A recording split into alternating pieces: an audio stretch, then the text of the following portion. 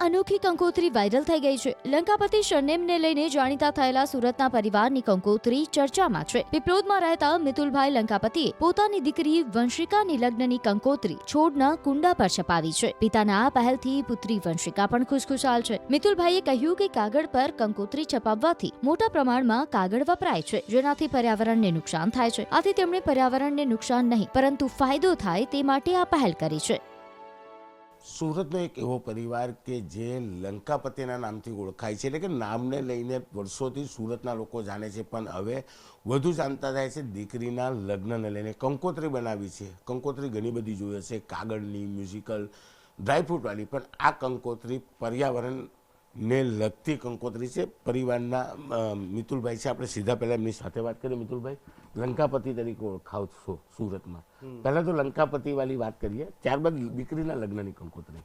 લંકાપતિ તમને કહું તો એકચ્યુઅલી બહુ એટલે 200 વર્ષ પહેલાંની વાત છે, જ્યારે સુરત બહુ નાનું હતું, પૂરામાં જેવું હતું, ને ત્યારે મારા દાદાનો બોડીને હાથ એવો હતો કે પેલા રાવણ જેવો હતો, કે બધા મૂછો, ને ત્યારે મહારાજની સભા ચાલતી, ત્યાં બેસી રહેતા હતા એક જગ્યા પર. એક દિવસ ત્યાં ગેરહાજર રહ્યા તો મહારાજે ઉલ્લેખ કર્યો કે પેલા લંકાપતિ રાવણ જે દેખાય છે તે ક્યાં છે આજે.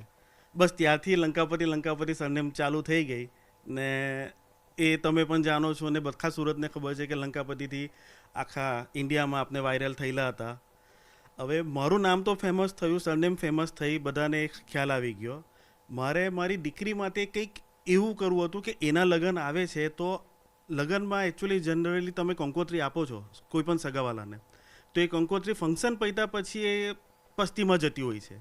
મારે કંઈક અલગ કરવું હતું કે નહીં, કે આપને આટલા પ્રેમ ભાવથી કોઈને કંકોત્રી આપી હોય તો એ પસ્તીમાં નહીં જાય, પણ લોકો એને વર્ષો સુધી સાચવે ને એનાથી કંઈ પ્રેરિત થાય. તો તેને માટે મેં આ વૃક્ષ, આ પોટ આપવાનું વિચાર્યું. એના પર મેં કંકોત્રી છપાવી કે આ હું છાપીશ, એમને આપીશ, તો કોઈ પણ આને ફંક્શન પત્યા પછી એના ઘરે રાખશે. ના, ઇન્ડોર પ્લાન્ટ છે એટલે લોકો એને ઘરે રાખશે, ઘરની બહાર મૂકવાના નથી. તો લોકોને વૃક્ષ પ્રત્યે પ્રેરિત પણ થાય કે વૃક્ષ વાવવા જોઈએ, એ આપણા એન્વાયરમેન્ટ માટે કેટલું સારું છે. એક કંકોત્રીનો આપણે કોન્સેપ્ટ પણ અલગ સમાજમાં કરી શકીએ, તે સમાજને પણ એક મેસેજ મળે, એટલે પછી આ આઈડિયા મને આવ્યો. સ્પાઈડર વૃક્ષ જ કેમ પસંદ કર્યું? આના ઘણા બેનિફિટ્સ છે. તમે ઓક્સિજન પ્રોવાઈડ કરે છે. આ જે એન્વાયરમેન્ટ ઘરની અંદરમાં છે તે બેડ સેલ્સ આવે છે તે મારી નાખે છે. બીજું કે આની અંદરમાં ઝેરીલા જે તત્વો હોય છે તે શોષવાની તાકાત છે. એર પ્યુરિફાઈ કરે છે, ને બીજા બેનિફિટ્સ તો છે, ઘણા છે. બિલકુલ. આ તો મિતુલભાઈ હતા, પણ જે દીકરીના લગ્ન છે વંશિકા, આપણે એની સાથે વાત કરીશું. વંશિકા, શું કહેશો? લંકાપતિના નામે સ્કૂલ કોલેજમાં તો ફેમસ, હવે લગ્નની કંકોત્રીમાં? સ્કૂલ કોલેજમાં બધા મને મારી સરનેમથી જ મોસ્ટલી બોલાવતા હતા. ત્યારે મને લાગતું હતું કે આ શું છે, કે મારું નામથી વધારે મારી સરનેમથી બોલાવતા હતા. તો એટલે કોઈ વાર એમ લાગતું હતું કે ચીડવે છે, પછી કોઈ વાર પ્રાઉડ ફીલ થતું હતું કે આવી રીતે સરનેમથી બોલાવે છે.